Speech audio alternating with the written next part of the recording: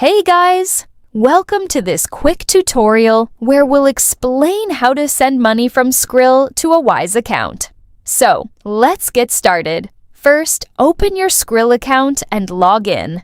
On the main dashboard, go to the Transfer section and select International Money Transfer. Next, choose the currency you want to send, such as US dollars, euros, or Australian dollars, and enter the amount. The system will show you exactly how much the recipient will receive. After confirming the amount, select your payment method by clicking the arrow next to the payment options. Then, hit Continue. Choose whether you want to send the money to yourself, someone else, or a business. In this case, select Send to Myself.